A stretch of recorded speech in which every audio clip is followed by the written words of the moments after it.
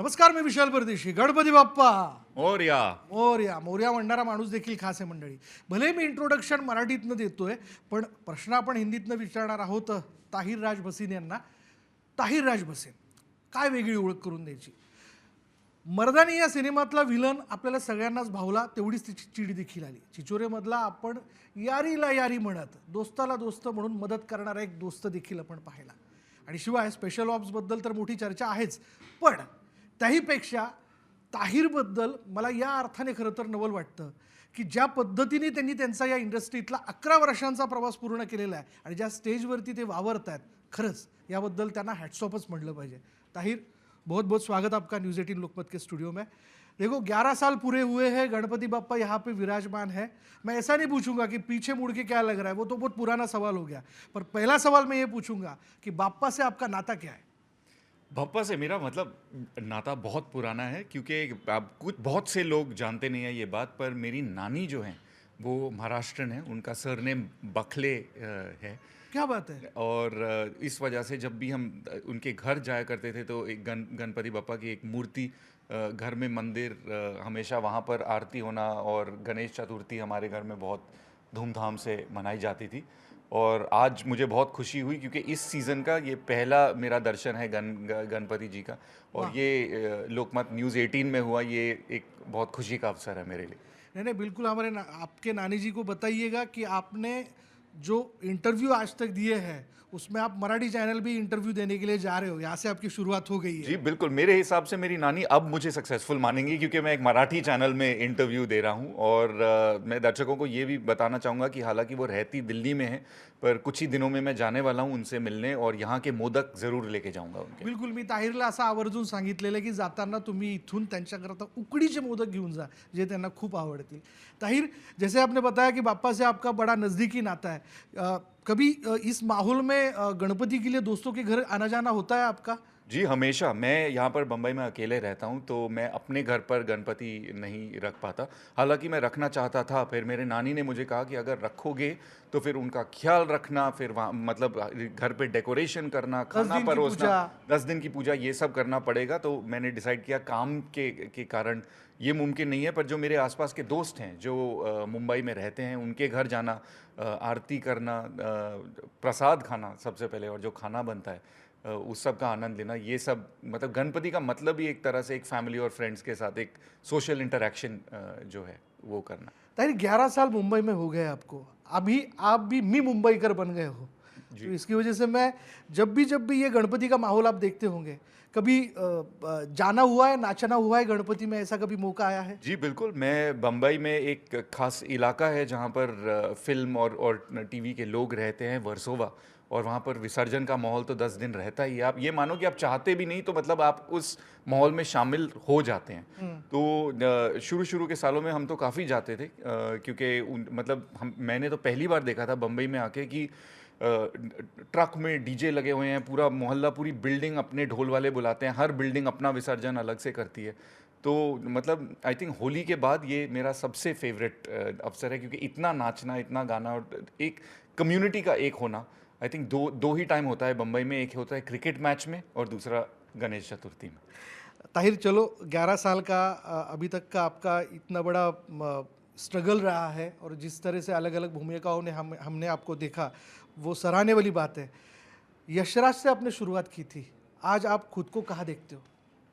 मैं खुद को बहुत खुशकिस्मत समझता हूँ, क्योंकि जिन तरह के निर्देशकों के साथ मैंने काम किया है, चाहे वो प्रदीप सरकार हों, नितेश तिवारी, कबीर खान, और आजकल डिजिटल की दुनिया में मिलन लूथरिया, नीरज पांडे, सिद्धार्थ सेन गुप्ता, मेरा संघर्ष और मेरी कोशिश हमेशा ये रही कि मैं एक तरह का किरदार ना निभाऊं. शुरुआत मेरी भले ही एक नेगेटिव कैरेक्टर से हुई थी मर्दानी में, पर कोशिश ये रही कि मैं हर प्रकार का किरदार निभाऊं. और गणपति बप्पा ने मेरा पिछले 11 सालों में बहुत साथ दिया, क्योंकि मेरा मानना है कि हर साल जो ये त्यौहार होता है वो एक नए आगाज़, एक नई रोशनी, एक नई पॉजिटिविटी लाइफ में लाने के लिए एक शुभ अवसर होता है. और मेरी विनती हमेशा ये रहती है कि काम में मुझे खुद को और ऑडियंस को सरप्राइज़ करने का एक मौका मिले. कभी मराठी भाषा आप समझते हो, मराठी बोलने की भी कोशिश की है आपने? समझता हूँ थोड़ी बहुत कोशिश मैंने, मतलब मैं चाहता हूँ अगर एक लैंग्वेज आप बात करें तो उसको आप जो जो ऑनर वो डिज़र्व करती है वो दें, तो मैं उसे खराब नहीं करना चाहता बोलकर। कभी नानी आपसे बात करने की कोशिश करती है नानी घर पर तो जी बिल्कुल मराठी बोलती हैं, पर मेरी परवरिश और मेरे पिताजी जो हैं वो वायुसेना में थे। तो जब आप डिफेंस के एक बच्चे होते हैं तो आपकी हर 2 साल पोस्टिंग होती है, तो हर 2 साल मैंने अपनी स्कूल बदले हैं। मैं ग्वालियर में रहा हूँ एमपी में, इलाहाबाद में रहा हूँ, अब प्रयागराज यूपी में, गुजरात में रहा हूँ। यहाँ पे मेरे काफ़ी रिश्तेदार हैं बम्बई और पूना में, तो यहाँ पर आना जाना। तो एक तरह से मैं अपने आप को हिंदुस्तानी मानता हूँ। मेरा नाम भी अगर आप देखें तो ताहिर राज भसीन है। राज है। जी राज है, इसमें मतलब राज इसमें एक सिख भी है, भसीन राज है हिंदू, और ताहिर है एक इस्लामिक पर्शियन नेम। तो अपने आप को एक पूरा हिंदुस्तानी मानता हूँ मैं, जो कि एक्टिंग में बहुत इम्पॉर्टेंट है, क्योंकि हर जगह की थोड़ी रीति रिवाज, खाने बैठने उठने के तरीके, उन्हें मैं काफ़ी गहराई से समझता हूँ। एज अ दर्शक हमें आपका सक्सेस दिखता है, पर स्ट्रगल किसी को मालूम नहीं है। जी स्ट्रगल हर एक का होता है, हर एक के पीछे स्ट्रगल करना ही पड़ता है। यहाँ तक आने के बाद ताहिर, क्या मतलब किस तरह का दौर आपने देखा है? आप अलग अलग ऑडियो टेस्ट के लिए भी गए होंगे, तो जब आप वहाँ पे जाते थे, बहुत सारे यानी स्ट्रगलर वहाँ पे बैठे हुए आपने देखे होंगे, तो क्या यादें हैं उस वक्त की आपकी? मैं उस पीरियड को एक्चुअली एक बहुत फॉन्डनेस के साथ याद करता हूँ, क्योंकि मेरे हिसाब से बिना स्ट्रगल के और बिना संघर्ष के जिस मकाम पर आप आज पहुँचे हैं, उसकी अहमियत आपको समझ में नहीं आएगी। अगर मैं मुंबई में लैंड करता और दूसरे ही दिन मुझे अगर एक बड़ी पिक्चर मिल जाती, तो शायद मैं एक टेक फॉर ग्रांटेड कि हाँ, मतलब द वर्ल्ड ओज मी दिस, एक वो एटीट्यूड सा बन जाता। पर जब आप मेहनत करते हैं, संघर्ष करते हैं, और जिन प्रकार के कलाकारों और निर्देशकों के साथ मैंने काम किया है, वो सब एक तरह से सेल्फ मेड हैं।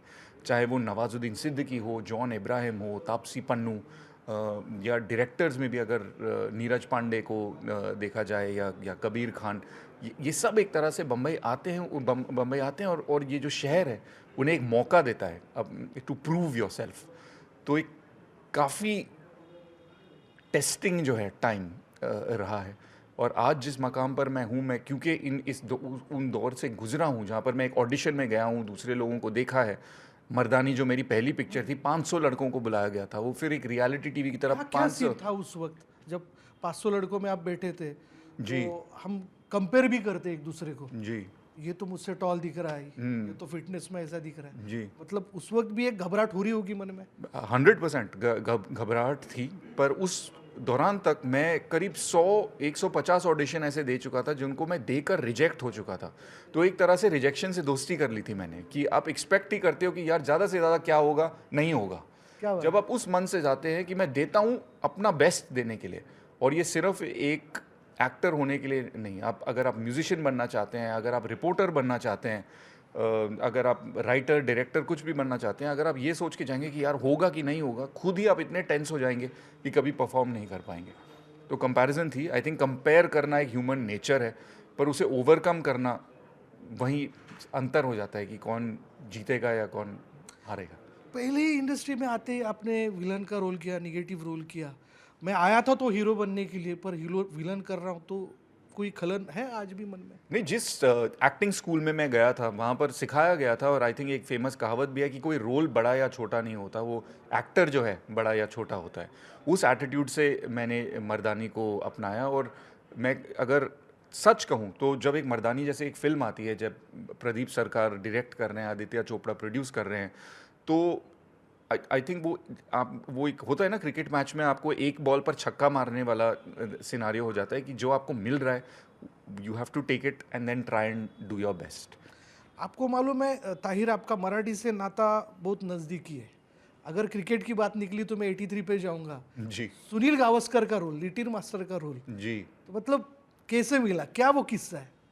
जी मैंने नंदिता दास की एक फिल्म करी थी, मंटो, नवाजुद्दीन सिद्दीकी के साथ, जो कबीर खान जो 83 फिल्म के निर्देशक थे, उन्होंने मुकेश छाबड़ा जो कास्टिंग डायरेक्टर हैं उनके साथ देखी। और मंटो में श्याम चड्ढा नाम के एक जो 50s के स्टार हुआ करते थे, उनका किरदार मैंने निभाया था। उसे देखकर कुछ झलक दिखी मेरे ख्याल कबीर खान को, कि उन्हें लगा कि शायद वो एक स्वाव, एक करिश्मा जो लिटिल मास्टर सुनील गावस्कर साहब में है, ये एक्टर शायद प्ले कर पाए। तो उन्होंने मुझे बुलाया और मैंने सबसे पहले हाथ जोड़िया कि सर, गावस्कर साहब की तरह क्रिकेट मुझसे शायद ना खेला जाए। तो उन्होंने यकीन दिलाया मुझे कि 6 महीने की आपकी कोचिंग होगी और उसके बाद हम इसकी पर शूटिंग कभी करेंगे। क्रिकेट खेलते थे आप? क्रिकेट मतलब गली क्रिकेट में वो एक टिप मार के अगर कैच किया तो आउट, वहाँ पर अगर खिड़की टूट गई तो आउट, ये वाले रूल्स के साथ मैंने खेला था। पर मतलब मैंने कभी सपने में भी नहीं सोचा था कि ओवल और लॉर्ड्स में जाकर मैं सुनील गावस्कर की क्रिकेट किट पहनकर वहाँ ओपन करूँगा। पर आई थिंक एक्टिंग की यही खास बात है कि आप एक सपनों की दुनिया और एक अलग अलग किरदार आप जी सकते हैं। सबसे टेंस मोमेंट आज मतलब 11 साल में जो मेरे लिए रहा है वो कि गावस्कर सर सेट पे थे ओहो, हमारे साथ, और क्या मैं बात उनकी तरह कवर ड्राइव खेल रहा हूँ और वो मॉनिटर पे मुझे देख रहे हैं। हाँ। और सबसे बड़ी वैलिडेशन ये थी कि जब फिल्म इवेंचुअली पर्दे पर आई, उनके साथ मैं अपने परिवार को बुलाया, मैं गावस्कर सर आए थे और उन्होंने देखा और उनके आंखों में नमी थी और उन्होंने कहा कि मुझे अपने दिन याद आ गए। एंड आई थिंक एक एक्टर के लिए सबसे बड़ी एक वैलिडेशन यही हो सकती है कि जिस महान व्यक्ति को आप प्ले कर रहे हैं, अगर वो सॅटिस्फाय हो देखकर। मला दर्शकांना आणखीन एक गोष्ट आवर्जून या ठिकाणी सांगायची मंडळी, की ताहिरचं आणि पत्रकारांचं नातं देखील फार घट्ट आहे. ताहिर त्यांच्या स्ट्रगल पिरियडच्या अगोदर एक जर्नलिस्ट पण राहिलेले आहेत. सही बात है? बिल्कुल 100% सही बात है। मैं दिल्ली में पॉलिटिकल साइंस की पढ़ाई करी थी मैंने, हिंदू कॉलेज वहाँ पर दिल्ली यूनिवर्सिटी में है। और मैं नाटक किया करता था कॉलेज में। थिएटर, आमिर राजा हुसैन एक महान थिएटर के टीचर हैं, बैरी जॉन भी एक थिएटर टीचर है, तो इनके साथ मैंने काफ़ी काम किया था। तो कॉलेज के बाद एक इंटर्नशिप मिली थी मुझे एनडीटीवी में, तो वहाँ पर मैंने शुरुआत करी और इंटर्नशिप के कुछ महीने बाद मुझे बताया गया कि यार तुम कैमरा के सामने काफ़ी कॉन्फिडेंट हो, तो क्यों ना तुम कॉपी एडिटिंग और न्यूज़ रिपोर्टिंग में भी मतलब ट्राई योर हैंड। तो वहाँ पर मेरे ख्याल वो कहते हैं ना कि कभी कभी कायनात आपको एक प्रिपेयर कर रही होती है आगे वाले जर्नी के लिए। तो एक तरह से थिएटर का बैकग्राउंड था, पर जर्नलिज्म में जाके मुझे कैमरा, एक प्रोडक्शन हाउस कैसे काम करता है, लेपेल माइक कैसे पहना जाता है, आप किस तरह लाइटिंग को संभालते हैं, एक स्टूडियो के अंदर काम कैसा होता है, ये सब बहुत सीखने को मिला। और जैसे कि आप जानते हैं, जब आप जर्नलिज्म की दुनिया में, चाहे आप क्राइम कवर करें या पॉलिटिक्स कवर करें या कल्चर और रिलीजन और फेस्टिवल कवर करें, तो एक अलग अलग लोगों से मिलना, उनसे बात करना, एक अनजान व्यक्ति के साथ बात कैसे करना, बहुत कुछ सीख मिलती है कलाकार को। उस वक्त क्या क्या माहौल आपने कवर किया था? मतलब फेस्टिवल कवर की थी, बारिश का माहौल कवर किया था, एक रहता है ना एज अ रिपोर्टर की ये घटनाएं हमने कवर की है, जी। कौन सी घटना आपको स्पेशली याद है? जी, क्योंकि मैं दिल्ली शहर में था, तो दिल्ली के स्टूडेंट इलेक्शन, डूसू के इलेक्शन, वो काफ़ी कवर किए थे। एजुकेशन एक बहुत बड़ी चीज़ है। जब कॉलेज के कॉलेज के एडमिशन होते हैं वहाँ पे, तो सारे हिंदुस्तान के लोग आते हैं वो। फिर क्राइम काफ़ी हद तक, जब निठारी केस हुआ था, अच्छा, अब मैं- निठारी का भी आपने cover निठारी किया का मैं उस वक्त था वहाँ पर। और काफ़ी हद तक पॉलिटिकल जो रिजर्वेशंस और वो रिजर्वेशंस के वक्त एम्स उस एरिया में, तो काफ़ी हद तक काफ़ी अलग अलग चीज़ें जो थे। अगर ताहिर आपको रिपोर्टर का रोल ऑफर होता है तो? मैं 100% करूँगा। और मैं तो कहूँगा कि आज के दौर में जिस तरह का दौर चल रहा है, बहुत सोशल मीडिया को लेके, न्यूज़ मीडिया, प्रिंट मीडिया को लेके काफ़ी इंटरेस्टिंग कहानियाँ हैं, तो मैं वेलकम करूँगा एक ऐसे किरदार को प्ले करने के लिए। स्पेशल ऑप्स भी काफ़ी अच्छी सक्सेस रही, क्या रिएक्शन है आपको? ओटीटी पे आप छाए हुए हो, जी जो गिने चुने 10 चेहरे हैं उसमें से आप हो। जी, थैंक यू सबसे पहले तो इस बात को कहने के लिए। स्पेशल ऑप्स बहुत एक खास प्रोजेक्ट था मेरे लिए, क्योंकि नीरज पांडे का काम मैं देखते हुए बड़ा हुआ हूँ। उनकी जो मशहूर पिक्चरें हैं, अ वेडनेसडे या स्पेशल 26, उनके काम की अहमियत यह है कि मेरे ख्याल वो एक रियलिस्टिक टॉपिक बनाते हैं, पर उसमें एक अलग स्टाइल, एक अलग अंदाज होता है और हमेशा एक टेक अवे मैसेज रहता है दर्शकों के लिए। और स्पेशल ऑप्स का जो किरदार था सुधीर अवस्थी, वो खास इसीलिए था क्योंकि आजकल की दौरान में सिक्योरिटी क्या है, ये सवाल पूछता है। एआई के माध्यम से आपका डेटा अगर एक गैर कानूनी इंसान के पास, एक इंसान जो गैर कानूनी चीज़ें करना चाहता है उसके साथ, अगर उसके हाथ में आ जाए, तो कितना कितना हार्म हो सकता है सोसाइटी को। ताहिर, जब आपको वक्त मिलता है तो आप क्या करते हो?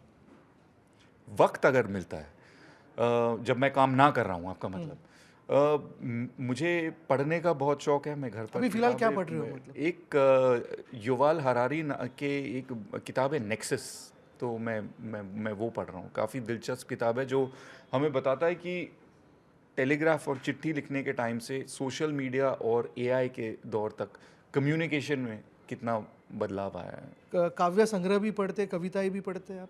कविताएं तो मतलब जो कभी कभी अगर ऑनलाइन मुझे रील्स में दिखती हैं तो वो, पर उतना नहीं जितना मैं शायद पढ़ना चाहूँ। कोई कविता आपको अच्छी लगी है जो अभी आप बताना चाहेंगे, ऐसा कुछ आपके जहन में है? नहीं जी, इतना मतलब मैं शायद मतलब बातों से लगता हो कि एक मतलब कवि टाइप का एक शायराना इंसान हूँ, पर ऑफ द हेड तो मुझे ऐसे कविता तो याद नहीं।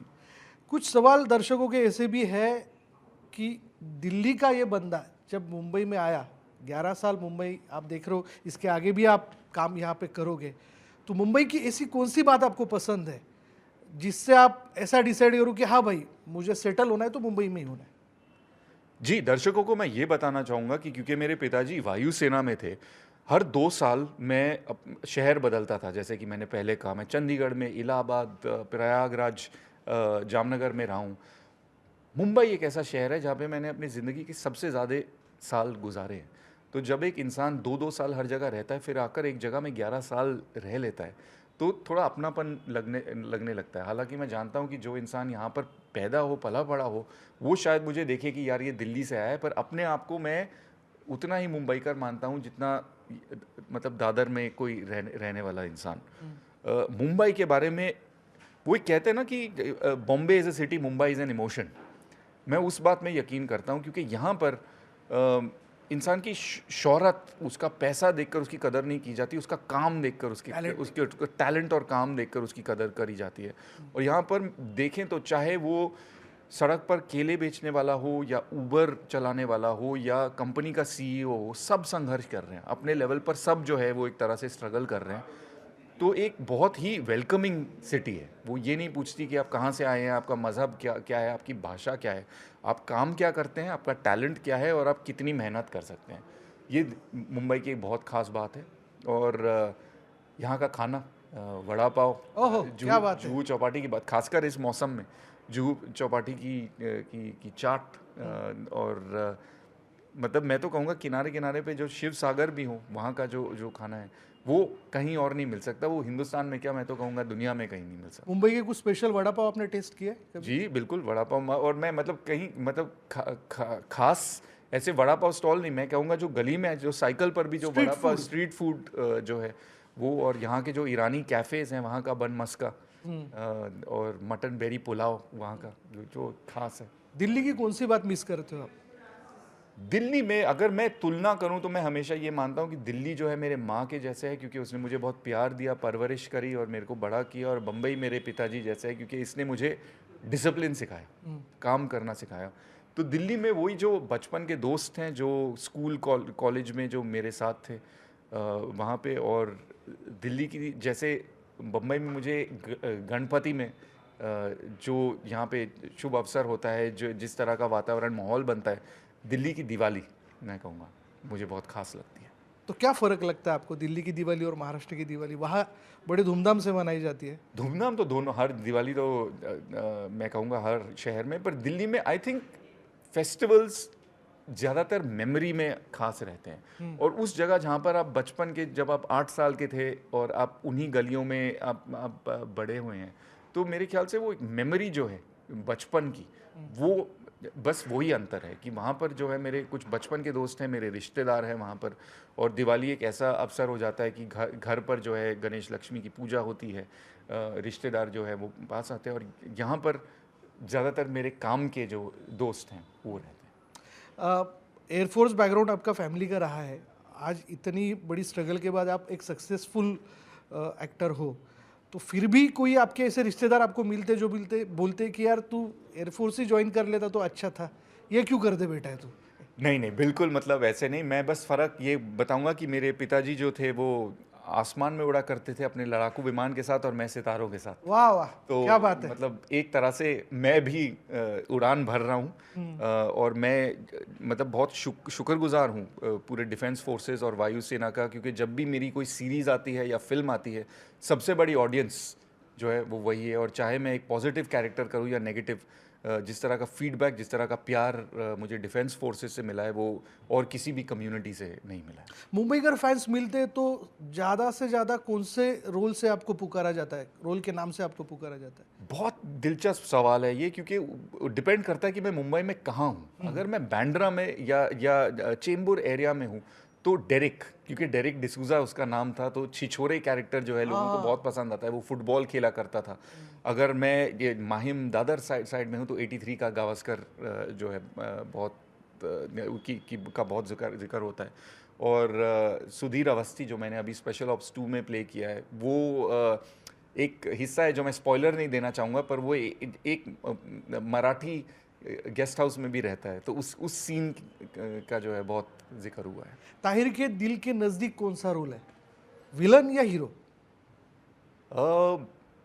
मैं तो कहूँगा दोनों, क्योंकि दोनों ने मुझे, मैं मर्दानी की अगर बात करूँ तो शुरुआत मेरे इनिंग्स की उससे हुई थी।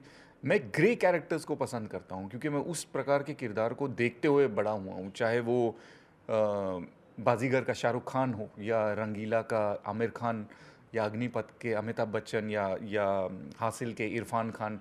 इस तरह के कि आप बता ना पाएँ कि ये हीरो है कि विलन है, ये थोड़ा फ्लॉड है कैरेक्टर। उस प्रकार के किरदार मुझे पसंद है, और जहाँ तक मेरा समझना है दर्शकों को भी बहुत पसंद आता है।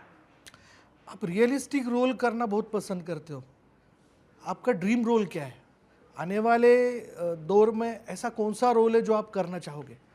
कॉमेडी एक ऐसी चीज़ है जो मैंने अभी तक पूरी तरह एक्सप्लोर नहीं किया है, तो वो भी है। ऑल आउट कॉमेडी अगर करने को मिले, आई थिंक एक टैलेंट का एक अलग हिस्सा है। और मेरे जो कुछ फेवरेट एक्टर्स हैं, चाहे वो शाहरुख खान हो या अक्षय कुमार सर हो, उन्होंने मतलब एक्शन भी किया है, डार्क रोल्स भी किए हैं, कॉमेडी भी किया है साथ में। तो आई थिंक वो एक एरिया है जो मैं ज़रूर करना चाहूँ। थिएटर मिस करते हो आप? थिएटर आपके मतलब सिनेमा या रंगमंच? रंगमंच? काफ़ी हद तक, क्योंकि वो जो एक थ्रिल होता है ना, जैसे हम पर्दे के पीछे हमारी बात हो रही थी और आपने कहा था कि रिपोर्टिंग में ऑन फील्ड जो मज़ा आता है, आई थिंक रंगमंच में वही है। जो आप एक लाइव रिएक्शन मिलता है, वहाँ पे कोई रीटेक्स नहीं होते, और शो के बाद एक ऑडियंस आपको बिहाइंड द सीन आके एक्चुअली में मिलती है और आपको रिएक्शन देती है, वो मैं ज़रूर मिस करता हूँ। एक तो लोगों के, दर्शकों के मन में सवाल है कि इतने हीरोइंस के साथ आप काम करते हो, तो कोई रियल लाइफ हीरोइन भी आपके साथ मतलब लाइफ में है, ऐसा कुछ है? जी, ये तो मतलब ऐसा है कि मेरी माँ ने ये सवाल लिखकर आपके लिए भेजा हो, क्योंकि वो भी मुझसे यही अक्सर पूछा करती है कि रियल लाइफ में हीरोइन कब आएगी। पर आई थिंक हर चीज़ अपने सही वक्त पर। बहुत बहुत शुक्रिया ताहिर जी इस पूरे संवाद के लिए। मैंने भी काफ़ी कोशिश की कि आपको अलग अलग सवाल पूछ सकूं. आपकी हिंदी तो मुझसे बेहतर है. नाही, मी उलट मराठीतनं असं मी म्हणेन की ताहिर खूप व्हर्सेटाईल ॲक्टर आहे, अष्टपैलू असा कलावंत आहे तो, आणि खरं तो वेगवेगळ्या रोलमध्ये आपल्याला भेटायला पाहिजे, आणि हाच खरं तर आपला स्वार्थ आहे ताहिरबद्दलचा. कारण ताहिरच्या नावातच ताहिरराज भसीन असं आहे. पण शेवटी जाता जाता आपण त्याला एक छोटासा टास्क देणार आहोत. ताहिरने असं म्हटलं की तो रिपोर्टर या प्रोफेशनमध्ये पण वावरलेला है. ताहिर, ऐसा समझ लो आप गणपति का रिपोर्टिंग कर रहे हो जी. तो जाते जाते बाप्पा के बारे में ऐसा समझ लो किसी बड़े पंडाल में आप खड़े हो और आप रिपोर्ट कर रहे हो. मैं सवाल पूछता हूँ, हाँ तो ताहिर आप कहाँ हो अभी इस वक्त? अच्छा, हम न्यूज़ लाइव कर रहे हैं. हाँ जी. हाँ जी विशाल जी, मैं इस वक्त लोकमत न्यूज़ 18 के गणपति पंडाल में हूँ, और बहुत, जैसे कि आप मेरे पीछे देख सकते हैं, अगर कैमरा पर्सन यहाँ पे थोड़ा पैन करें तो बहुत खूबसूरती से जो है डेकोरेशंस किए गए हैं. और मैं ये कहना चाहूँगा कि मेरा इस सीज़न का सबसे पहला दर्शन ये है, और मैं बहुत बहुत शुक्रगुजार हूँ कि लोकमत न्यूज़ 18 ने मुझे यहाँ बुलाया. क्या माहौल है वहाँ पे? जी, माहौल जो है बहुत खुशी का है, और मेरा मानना है कि गणपति का जो अवसर है वो एक नई रोशनी, एक नई पॉजिटिविटी लाने का है. गणपति बप्पा जो हैं लोगों की मुसीबतें, मुश्किलें उनके रास्ते से हटाकर एक नया चैप्टर शुरू करते हैं. तो आपके सारे दर्शकों के लिए मैं यही प्रार्थना है मेरी कि पॉजिटिविटी और न्यूनेस उनके ज़िंदगी में आए. चला मंडळी, आपल्याला एक नवीन रिपोर्टर भेटलेला आहे या निमित्ताने आणि हा रिपोर्टर आपल्याकडे 100% रिक्रूट झालेला आहे हे मी आत्ताच सांगून देतो. त्याचं नाव आहे ताहिर राज भसीन. चला ताहिर, या निमित्ताने मैं अशा शुभेच्छा व्यक्त करता हूँ, मैं शुभकामनाएं आपको व्यक्त कर रहा हूँ कि आने वाले दिनों में एज अ रिपोर्टर वो भी रोल में, वो कैरेक्टर में आप दिखोगे. Thank you so all the best. और ऐसे ही अलग अलग भूमिकाओं में आप हमें मिलते रहिए और हमारा मनोरंजन करते रहिए. Thank you. Thank you so much.